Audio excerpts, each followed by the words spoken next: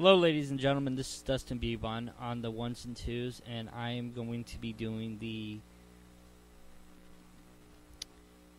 review of the Minor Rockstar EP You Had Me at Bacon CD.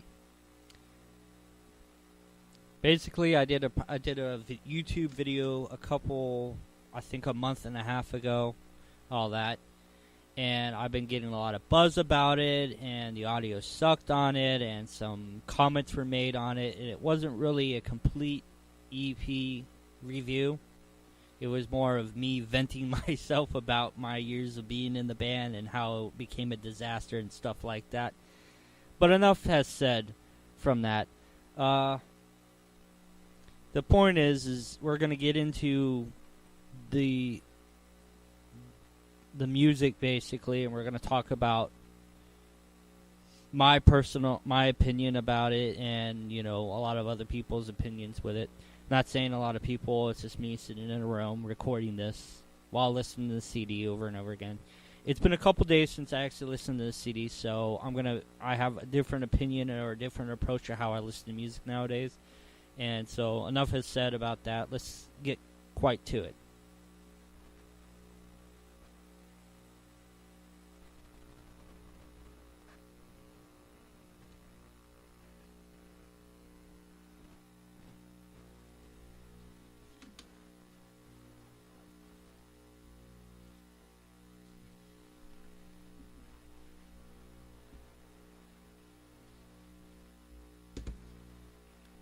Alright.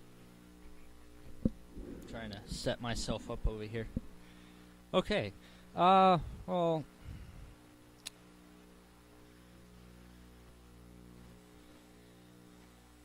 So the first song that's on this album, basically, it's kind of like a catchy tune or something like that. Basically the songs on here are basically talking about the person that wrote the lyrics. I don't think he really had really much of a struggle at this point, but nor is there a message. Basically, the message is basically that each song is basically talking about California and its productive priority. And the first song on this EP is basically called Postcard.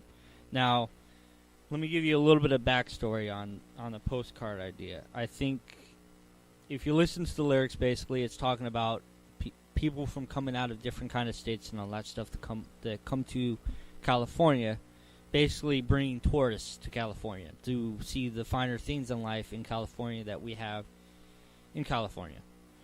But needless to say, most things that are in the lyrics, when you listen to the lyrics, are basically projected into different kind of places, like like Texas or Hawaii or Florida. Most places and all that stuff, they have a pretty lake or a part of the ocean or anything like that. So basically each song is basically talking about the beach, the finer things in California. We have a lot of things out here, more than any other state and all that. Besides Florida, Florida has most of the theme parks that we have in California. So it's kind of a constant battle. Florida has a bigger Disneyland. We only have Disneyland California. But enough is said and all that kind of stuff. Getting to the point. Basically, if I get the song's called Postcards, so we're gonna listen to it, and then we're gonna kind of like review it at the end of it. So this is kind of where CD review theme comes from, basically. And yeah, so we'll go from there.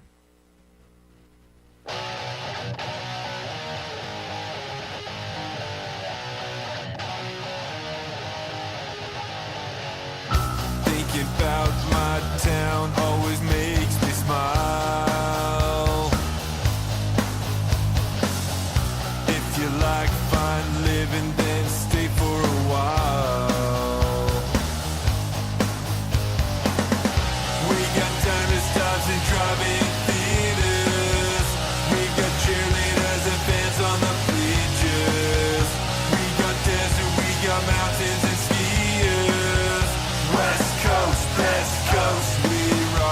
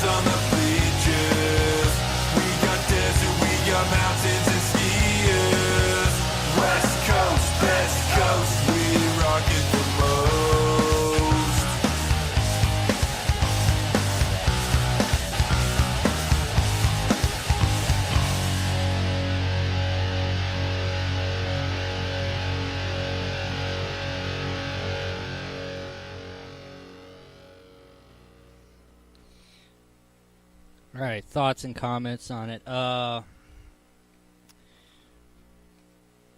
It's good in a way. Yeah, I like the idea of him talking about, like, fans on the bleachers, cheerleaders, restaurants, basically the finer things in life. And as far as the music is concerned, especially me personally and all that stuff, I did the bass recordings on this song, and apparently they didn't make the cut because apparently it didn't sound good or it was off and all that. So, temporarily, I can care less about this song, but my professional opinion says that the song basically is good. If you want to kind of listen to, like, I don't know, it's just a start. Basically, like when I joined the band back in 2005, 2015, it originally was Vex 14, so idealistically, the music was there and all that. It just sounded so stiff to me when I started.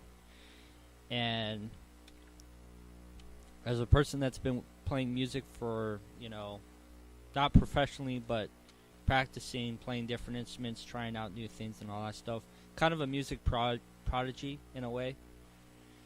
And trying to put my mix into it, like the bass stuff that I try to do, and when I listen to the bass parts on here, they just sound really, unlimited, basically. There's not a lot of, texture in the music, Besides the guitar solos and all that, that's dual guitars. I can hear about, like, maybe 1, 2, 3, 4, like 4 guitar dubs in there, basically. In the beginning and all that, Landon didn't really have a really good voice at the time, so it was kind of hard for him to hit those pitches. They, in the recording studio, basically, or, AR production, whatever you want to call it, AR production, it's bought from Ronnie and Angela Winter Defoe, and they both are married couple that they succeeded in music careers and all that kind of stuff. Ronnie has over 15 years of raw talent on stage and off stage, in studios and out of studios, label or no label.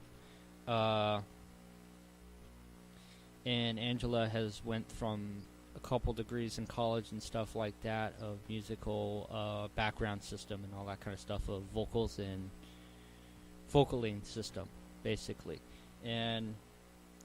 But that's off topic. That's giving some backstory to it. The point is, to me, Postcard, it's got that texture of heavy punk music into it. Kind of like, I don't know, it has its funny way, like, if you read in most of the if you go into the comments basically about the backstory of how Minor Rockstar started, there's a part that says that Landon has found this funny way of playing music, basically his sound, and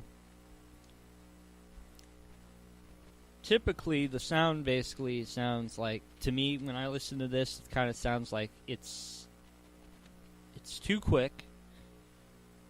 The song's not even that long. It's about 2 minutes and 31 seconds into the song. And to me, that's a quick song, so I don't see it as being radio friendly as opposed and all that. And I don't see it as going as mainstream. As far as the song is concerned, it sounds catchy. It's something that gets people to kind of like sing and hum in their heads and all that. But as far as it going mainstream on radio-friendly radio stations, I don't think it's going to succeed. So that's just me saying that. I can talk smoke out of my butt and say, hey, the song is great. It's a $1 million record deal and all that kind of stuff. I'd be lying to myself if I said that.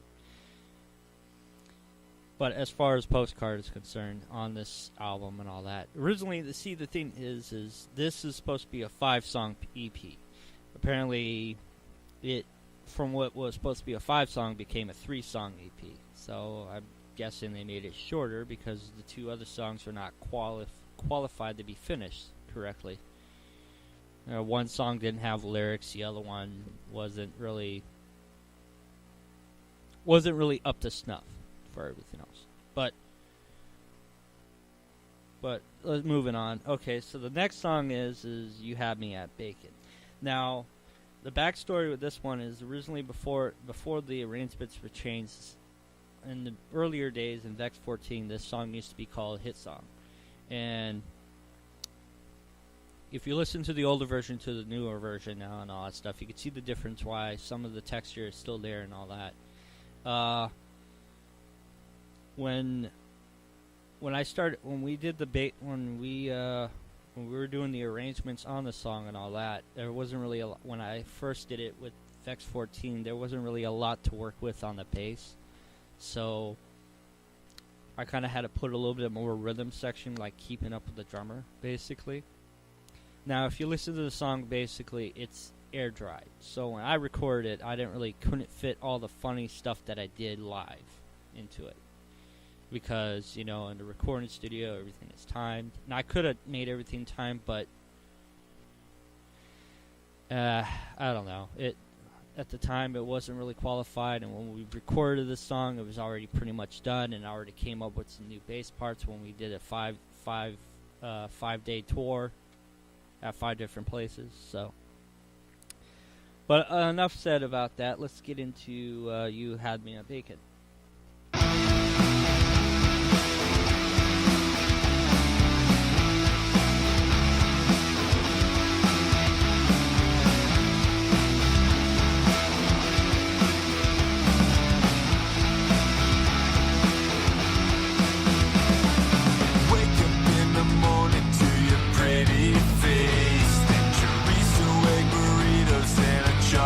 Shake. We head down to the beach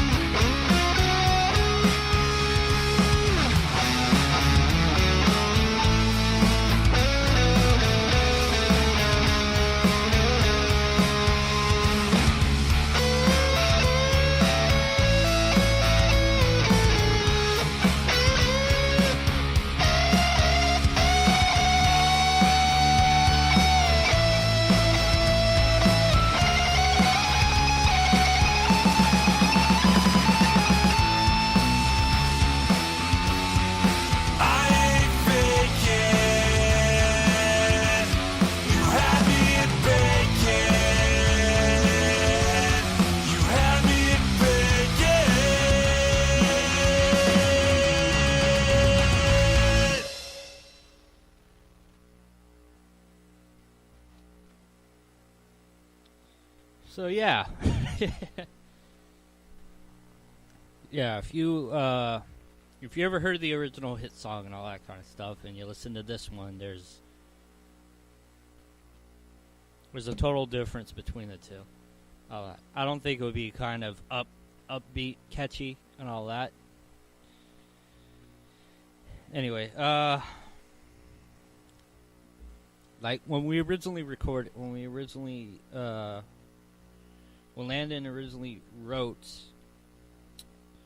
hit song, it was more of a dun dun dun dun dun dun dun dun dun dun dun dun dun, basically, and not the power chords. Basically, the arrangements were changed when Ronnie stepped in and he said, "Okay, well, that's good, but let's try this out," basically. So the way it used to sound like didn't seem like it was going to make it at first, but the song was long enough for not to be radio friendly, but to be stage friendly, basically. There was no guitar solo in the beginning when we did the live version, when we did the original hit song and all that. The guitar solo came in later in the middle, and it was required to put one in the song. But Landon had some help with an old bandmate that we used to have named Josh, and he was he was a really good guitar player. He actually been in and out of like couple bands and stuff like that, and he was fantastic. So some of the guitar solos ideas came from him, and then the rest came from Landon. And then it kind of split in between the middle. In the beginning part of the song, if you listen to that, there was that one guitar solo in there. That was Ronnie that did that part, and it was just in the beginning of the song. But I love playing this live. For some reason, I had a thrill for it because it was just. I mean, it had so much energy in the playing it, and lyrically, the songs lyrically were really good.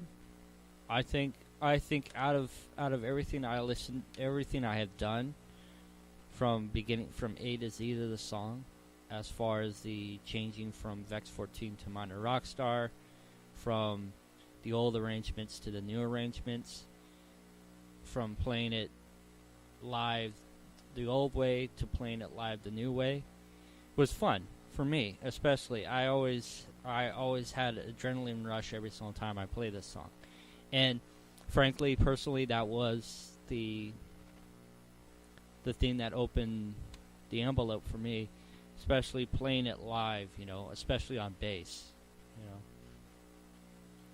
and it was fun trying to keep rhythm with this, and I really had a hell of a time playing this on bass, because there's no wrong note to play it, especially if you know what note to note, basically, to the song.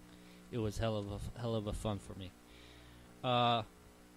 Lyrically, it came to Landon on one day and all that kind of stuff. That he's talking about waking up in the morning to your pretty face. Basically, it's basically giving a backstory of a day in the life of a regular human being that has these dreams, basically, of going to a rock star, meeting a chick, and all that kind of stuff. Basically, it's something like that. And the complete chorus line of the song that says "You had me at bacon" was basically, it's like a catchphrase. Like most places, you had me at the football stadium. You had me at the Japanese restaurant, and all that kind of stuff. It's kind of like a quote unquote. So you had me at bacon, basically. You already had me hook, line, and sinker.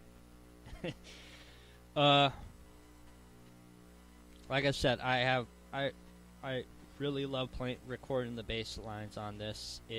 I only did two takes. I did everything in the first take, I messed up on one part, and we had to do 2 takes on it on the recording. As far as the guitar parts go and all that kind of stuff, it's great. Personally, add a note and all that. I would love to see it be done with real drums. Because real drums actually have that real feel. And apparently I heard from a lot of people that, it's when you make an EP, you don't need to make it completely right. It doesn't need to be completely perfect. Yes, in this music industry, a lot of people want to have, complete songs and all that. But I think lately in recording, especially me, I own my own little small studio in my dad's garage that I work in every single day, and I have live instruments. I work with live guitars, live bass, live keyboards, and live drums. And the satisfaction that I get from playing actual drums on a recording, when especially it's me and all that, the imperfections are pretty cool, because that's what gives life to the song. When you have stuff like this that is being shipped back to a producer and being shipped back, that's good at a point.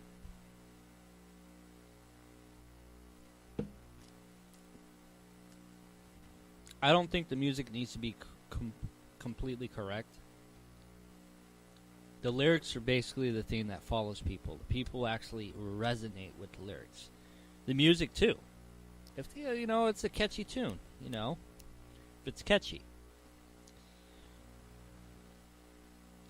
But as far as it's considering that the song's about like 3 minutes. Yeah, 3 minutes and 5 seconds. Radio friendly, again. And if anyone wants to play the song, that's cool, and all that.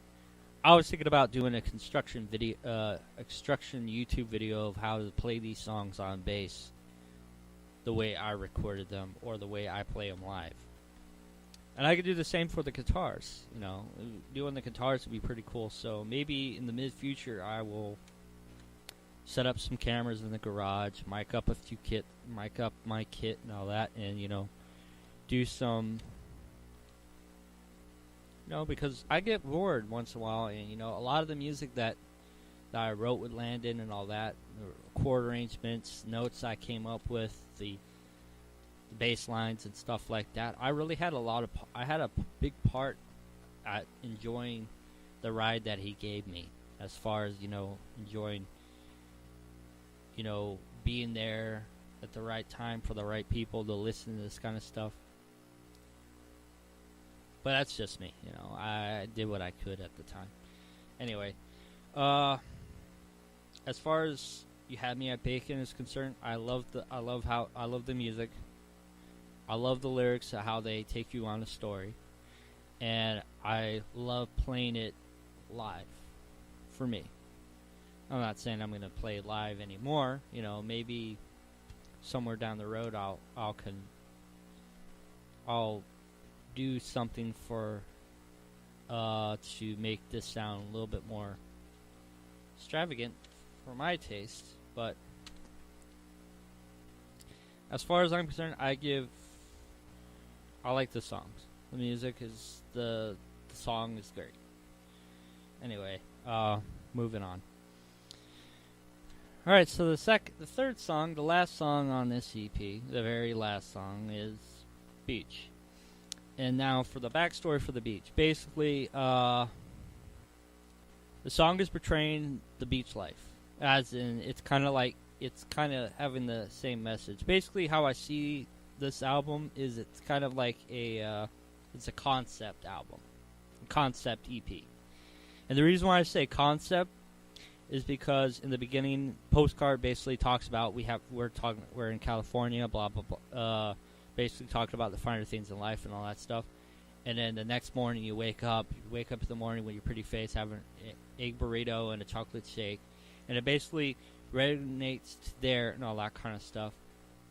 and then it has parts of the beach parts into it, and then it talks about the beach, going to the beach, put down a towel and lay in the sand and all that, and so then it goes straight to the beach song, and beach is basically talking about the beach. You know, the life, you know, group of friends meet up and all that stuff to go to the beach, drink a few, go in the water, walk around the just walk around the beach and all that kind of stuff. Check out the stores that are close by and things like that. You know. But yeah. So the bass parts on this were all me. I just walked into whatever Landon had at this point, you know, and basically the song is basically kind of like when I did the bass parts, it felt like a reggae kind of feel, so I went for reggae feel on the bass. You'll when you listen to it, you'll see what I mean when all that, or how I gave it some feeling into it. It was fun recording this because it was a trooper, and I did the recordings in one take, maybe two, I'm not sure, but I did everything in a solid one take, and it was awesome. And playing it live was great too. So enough said. Let's get into Beach.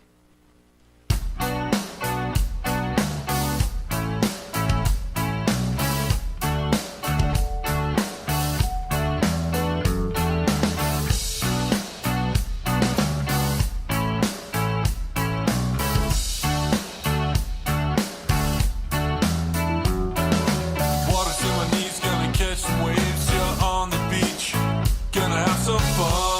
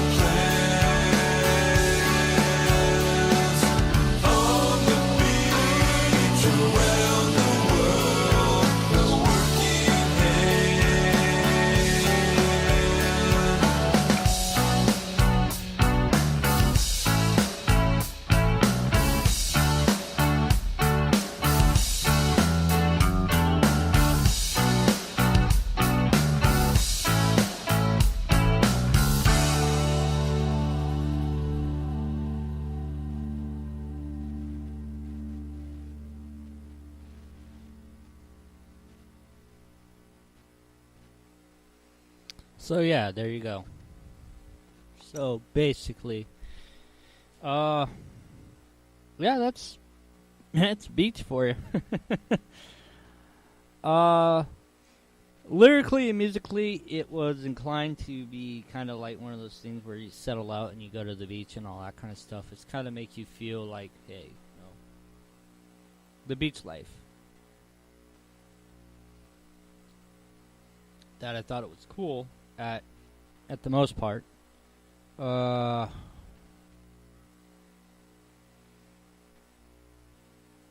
yeah. Uh,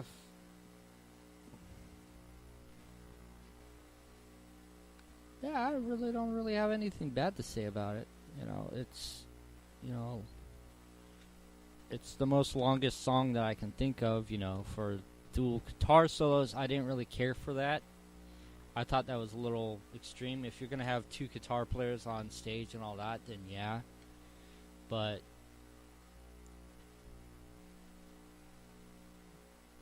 I don't know. Maybe in the difference between maybe my reality of how I listen to music is different than everyone else's. But you know, I like listening to kind of weird shit and stuff like that. So my mentality is with listening to songs basically is to get my attention at first, whatever catches the listener's ears. And I find it if you're gonna record a song and all that, you want to you want to produce the same exact thing that you record on stage. So like the keys, there's a little bit of keys in it basically. The dual guitar parts, the acoustic parts. You know, if you're gonna have that many people on stage, you know that it's kind of hard to do with a 3-piece band. You know, like, let's face it, come on, you know when Nirvana came out and all that, yeah, Kurt Cobain did 2 guitar parts, but but those were it. Those were only the 2 guitar parts that he needed.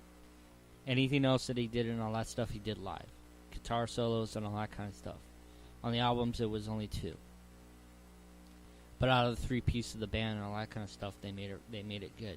And then he had another guitar player that played some of the rhythm section while they did all the lead. That was further down the road after he passed away and committed suicide. But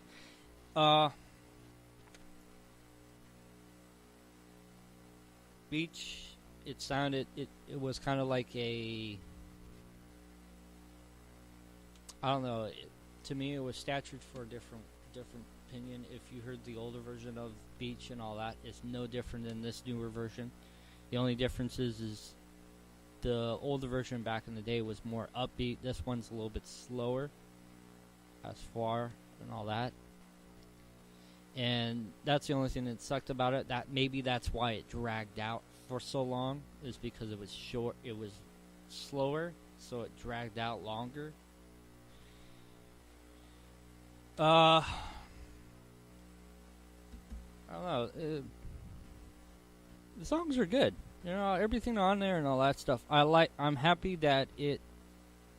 I'm not happy how long it took for it to come out. You know, originally it was supposed to come out in October, but it came out in January. And then the next day he did a CD release party 2 days later, prior to that day, from January the 10th. You know, and I don't know. It could have been. I wish it was a 5-song EP, because it would have been nice to have those other 2 songs. It may have dragged out the other 3. But as far as the album is concerned, the last 2 songs that I had a part of and all that stuff. Actually, I had a part of all 3 of them. However you see it fit. If I didn't play the first song, that's fine. I don't care. But a lot of the bass parts that came out of it and all that kind of stuff, I wish they were foretold on there. The departure from the band and all that kind of stuff, I do have a little bit of regrets between that. But at the same exact time, the way it happened and all that was kind of, you know, I don't know how the music business is, but when a friendship comes into play and all that, you don't do that to your buddy. You know that? We both know that. There's a way of communicating and talking about it and all that stuff. Yeah, I made a fool of myself on stage, but I was completely, deliberately angry about it, and these paperworks of me getting sued and for taking down a YouTube video and all that stuff seems absurd. Like that's going too far. That's pushing the envelope way too quickly, and that's kind of a slap in the face. Yeah, I don't talk to the guy anymore for reasons that are mine alone and only me. Because I wanted to be. He brought me into this life and all that stuff to do these kind of things. I opened some doors for him to kind of give him some perspective and idea and all that, and I actually gave him some goals and pushed him a little. I didn't tear him down. Yeah, I'm upset. I made a YouTube video. Big deal. People do that when they get upset.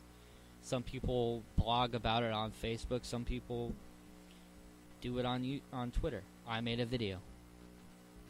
It's not like out of everyone else that's done it. The point is I like the album. I like the album because it's something that's mine and mine alone, and I had the pleasure and the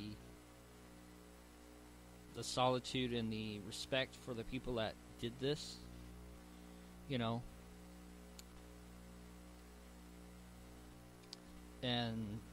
I wish I had a little bit of more time on stuff, But then again, every dog has its day, right? And I'm glad I departed from this band because making this EP has opened some lights to me and taken time off from it